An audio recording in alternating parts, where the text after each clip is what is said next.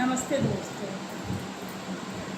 आज का टॉपिक है कि मन क्यों नहीं शांत रहता है। ऐसे इसी तरह एक औरत थी जो बहुत ज़्यादा पूजा पाठ करती थी, दान पुण्य करती थी और उससे जिस तरह की भक्ति हो पाती थी, बहुत कुछ वो करती रहती थी। लेकिन उसके अंदर एक यही समस्या रहती थी, अंदर से सोचती रहती थी अपने अंदर से कि मैं इतना पूजा पाठ करती हूँ, मैं इतनी भक्ति करती हूँ, मैं इतना सब चीज़ करती हूँ, मेरा मन क्यों नहीं शांत रहता। वो हमेशा उसके विचार में हमेशा उसके अंदर यही विचार आता रहता था, दौड़ता रहता था। वो हमेशा इस विचार से परेशान भी रहती थी।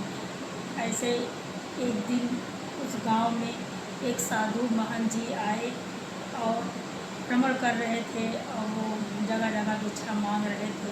तो उसके द्वार पर भी पहुँचे तो उसने अपने प्रश्न उनसे किया कि महंत जी, मैं इतना पूजा पाठ करती हूँ और मैं व्रत भी करती हूँ और मैं साधु संतों का भी बहुत आदर सम्मान भाव करती हूँ और मैं उनकी भी बहुत सेवा करती हूँ, तब भी मेरा मन शांत क्यों नहीं रहता है। मैं यही सोचती रहती हूँ, मेरे अंदर हमेशा यही प्रश्न आता रहता है।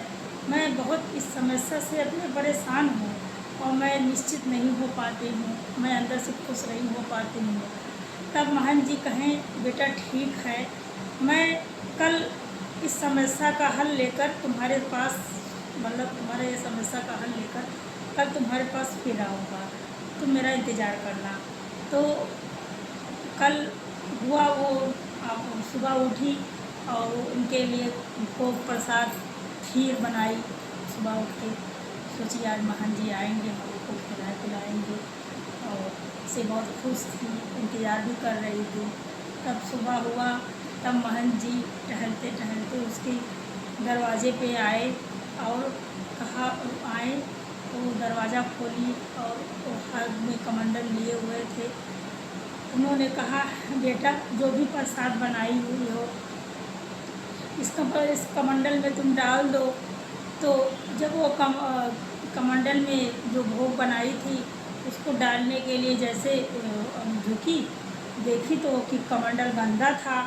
तो उसने कहा, महंत जी आपका तो कमंडल बहुत गंदा है, लाइए मैं इसको साफ़ कर दूँ तब मैं इसमें प्रसाद डालूँ। तो कहीं नहीं, कहाँ गंदा है, कहाँ गंदा है, साफ़ है, डाल दो। कहीं नहीं महंत जी गंदा नहीं, हम डाल दें। तो कहे कि तुम्हारा क्या कहने का मतलब है, अगर ये अमृत तुम इसमें डाल दोगी तो ये गंदा हो जाएगा, अपवित्र हो जाएगा। कहे हाँ, एक गंदा है और इसमें हम प्रसाद डालेंगे और खाने के योग नहीं होगा महंत जी, ये अपवित्र हो जाएगा, लाइए हमको दीजिए, इसको धुल दे तब हम इसमें अपना प्रसाद डाल दें। तो कहें कि यही तो मैं तुमको समझाना चाह रहा हूँ कि जब हम अपने मन रूपी कमंडल को जब तक हम साफ नहीं करेंगे तब तक उसमें आनंद नहीं आएगा। कहने का मतलब ये, जब तक हमारे अंदर लालच, लोभ, माया, क्रोध, भय और भी नकारात्मक विचार जब तक हमारे अंदर होगा तब तक हम खुश नहीं होंगे, तब तक आत्मा के साथ परमात्मा में भक्ति में हम नहीं लीन हो पाएंगे, हमारा आत्मा खुश नहीं होगा। कहते ना, आत्मा में ही परमात्मा है।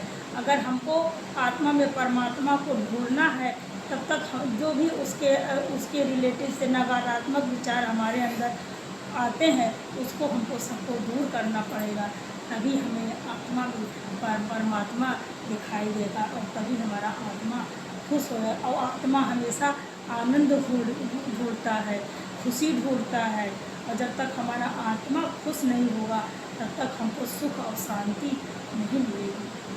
ठीक है।